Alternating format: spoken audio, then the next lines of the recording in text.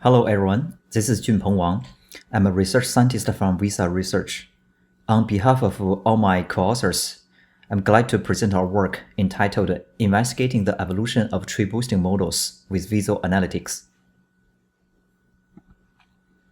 I will try to explain three topics in this talk. First, I will briefly introduce what is tree boosting, which is our research focus in this work, and also how we use visualization to interactively explore a large number of trees in tree boosting models. Second, I will introduce our new design of the temporal confusion matrix, which is used to track the performance evolution of a tree boosting model. The design is based on the Sankey diagram and can be easily generalized to investigate the performance change of other models. Lastly, I will introduce sharp-based feature visualization and explain a novel and scalable visual design to accurately present the feature contribution of tree boosting models. Now, let's start with the first question. What is tree boosting? Tree boosting is a group of decision trees which learns from the mistake of its predecessor. It's an ensemble learning predictive model, which generates a strong model by integrating a lot of weak learners. Let me show a simplified example here. Assume we are trying to differentiate the two glyphs, which is a binary classification problem, and the feature we have here are the shape, color, and size of the glyphs. This can be done by a simple binary decision tree, but the performance may not be perfect. The numerical values x1, y1, and z1 in the leaf nodes can be computed based on the label of the two glyphs. Now, using this tree, we can generate the prediction for the two glyphs, say 0.7 and 0.3. Based on them, we can compute the residue of the two predictions, which is negative 0.7 and 0.7. Using these two residues, we can build another tree, and this time, the numerical values in the leaves of the tree are computed based on the residue of the first tree. Combining those two trees together, we can get new prediction scores for the two glyphs, say 0.4 and 0.6. You can see the probability is going towards a true label, and the residues are getting smaller. Using the new residues, we can repeat the process to build the third tree, and the residues keep decreasing. In the implementation of tree boosting, people often use a weight to scale the contribution from individual trees. For example, here we can multiply the leaf values by eta before computing the residues and building the next tree. This eta is called the learning rate for tree boosting models, which is less than 1. The intuition is to control how much we want to learn from this iteration and lower the variance that could be introduced by the current tree. The process will continue until the residue becomes very small, or we reach the maximum number of trees. To the end, we get an array of trees for the binary classification problem. The next question is, what if we have more classes? Well, the answer is just to train multiple binary classifiers. Let's assume we have 3 classes here. We will train a binary classifier to differentiate C1 from C2 and C3. Assume we have 3 boosting iterations, and the final model will have 3 trees. The second classifier will differentiate C2 from C1 and C3, and we get another 3 trees. The third classifier will differentiate C3 from C1 and C2. As you can see, the number of trees in the tree boosting model is the number of classes multiplied the number of boosting iterations. And this number could easily go beyond several thousand. Effectively exploring those trees becomes a problem. Moreover, when we conduct instance-level analysis on a single instance, we want to fit the instance into these trees.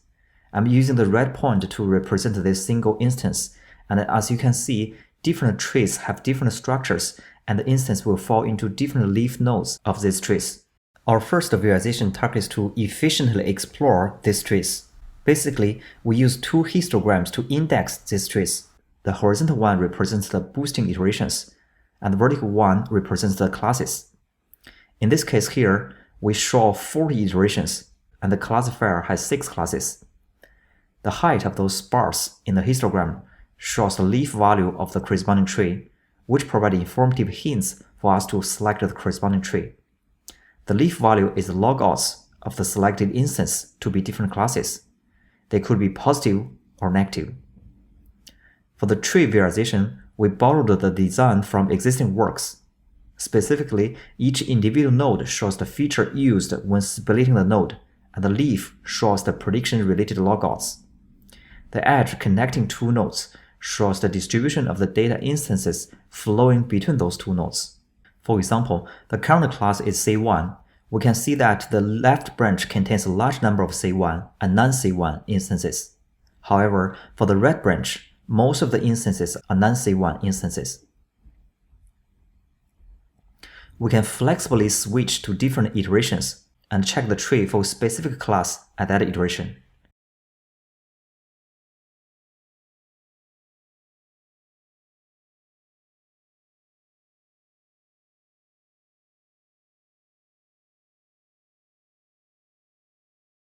Also, interactive collapsing of the internal nodes is enabled to help the exploration of large trees.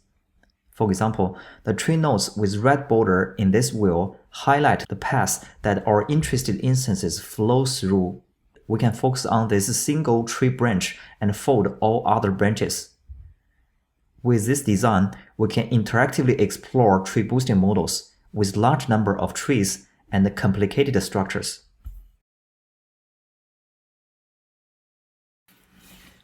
With a good understanding on the tree boosting models, let's now talk about how to track the performance evolution over the boosting process, which is the second topic I want to cover in this talk. When we talk about the performance of a model, confusion matrix is often used. It's a 2D matrix with rows representing the true classes and columns representing the predicted classes. Each cell records the number of instances falling into the corresponding cell. Here, I show a simple confusion matrix for a 4-class classification model.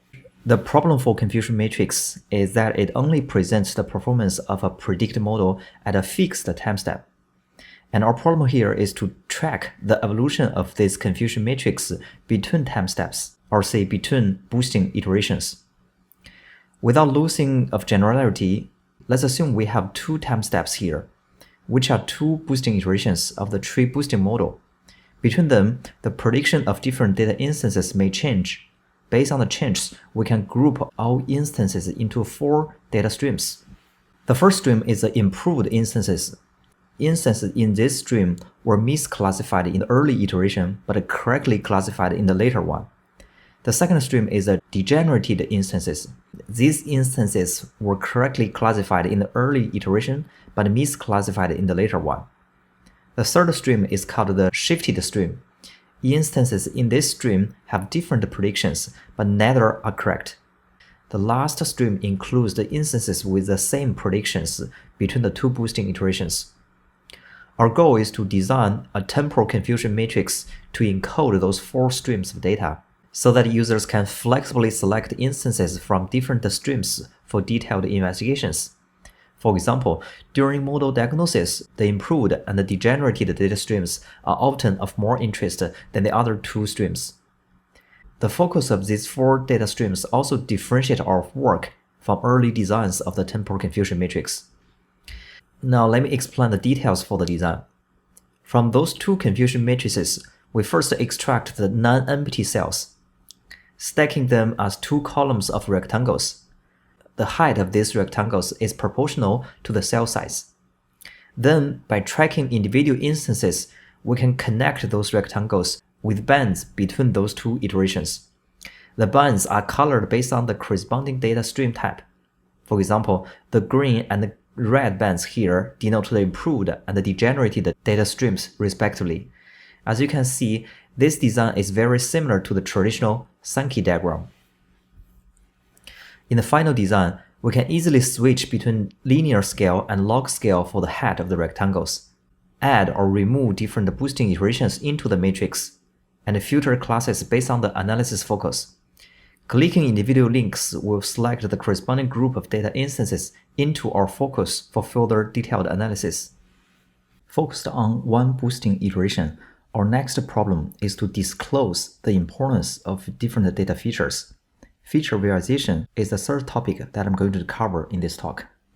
Before we talk about feature importance visualization, let me quickly introduce SHARP through a simplified example.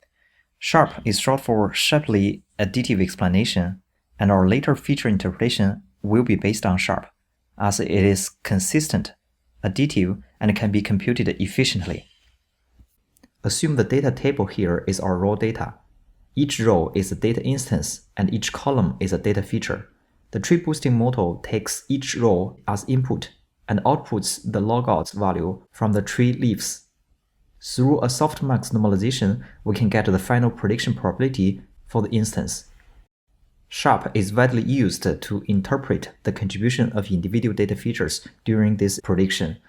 It fairly redistributes the logouts value back to each feature value of the data instance, as you can see on the right side table. Here, if we summarize the sharp values from the three features, we get 1.512, which is the logouts of the instance. The interpretation will also be applied to other instances. To the end, we get a sharp matrix which has exactly the same shape with the input data. Note that the shape value could be both positive and negative.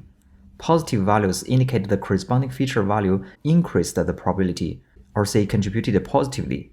Negative values indicate the corresponding feature value decreased the final probability, or say contributed negatively. After we know how sharp works, let's now focus on a single feature, F2, to see how feature contribution is visualized by traditional methods. The visualization is called summary plot, which is commonly used for sharp-based feature visualization. To draw the summary plot, we first color individual feature value of F2 through this color mapping. Then, based on the corresponding sharp value of the feature value, we position individual data instances into a 2D space. As shown on the right, the X position of the points reflect the corresponding instance's sharp value, and the points are colored by their feature value. After putting more and more data instances into this visualization, we can easily draw conclusions about the feature based on the instance's collective behaviors. For example, in the current case, we can see that large F2 values will contribute positively to the prediction, as red points always have positive sharp values. In contrast, small F2 values contribute negatively to the prediction probability. However, what if we have even more data instances? As points will be overlapped and stacked in the limited space, the resulting visualization may become misleading. For example, this is a visualization result we generated from the Python package. From it, we can see that large feature values in red always contribute positively, as indicated by the red points on the right of the dashed line. However, the fact is there are many red points being plotted under the blue ones on the left of the dashed line. The scalability issue of this design comes from the fact that it draws individual data instances. To mitigate this issue, we draw the data distributions rather than individual data instances. Specifically, we first construct a 2D histogram between the feature value and sharp values. For the non-empty bin, we use a bubble to represent the instances in it. The size of the bubble denotes the number of instances. Second, those bubbles are then packed horizontally based on their sharp values, as shown on the right.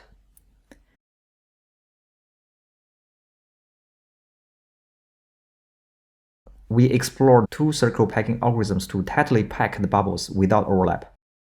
One is the algorithm from Wang et al., which guarantees circles are all tangent to each other.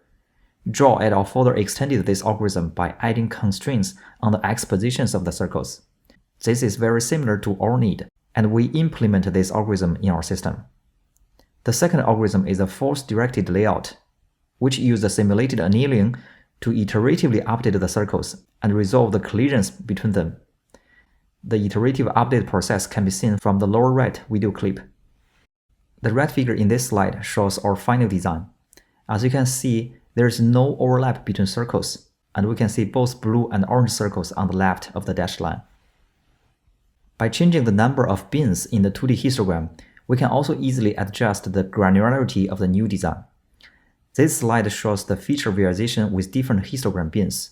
These four visualizations show a consistent result, but in different granularity. The consistent result is that large feature values in orange always contribute more positively, and small features in blue always contribute more negatively. Moreover, by tracking the feature visualization across iterations, we can also disclose the feature's contribution change over iterations. For example, The red part shows the visualization for the same feature at iteration 1 and iteration 100. As the bubbles are getting more separated and further away from the sharp equals 0 line, we can infer that the model can better take advantage of this feature to differentiate the corresponding data instances. Our paper contains detailed cases conducted by coordinating all the introduced visualizations. Those cases are specific to certain datasets, and I would leave those exploration details for interested readers to read our paper.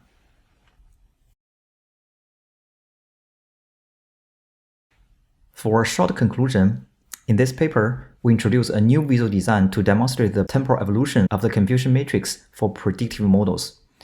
We also extend one existing design for feature visualization by making it more scalable and enabling it to disclose feature evolutions. Integrating those two new designs and multiple coordinated visualization wheels, we present a visual analytics system for tree boosting models. Thank you for your listening, and please feel free to email me your questions.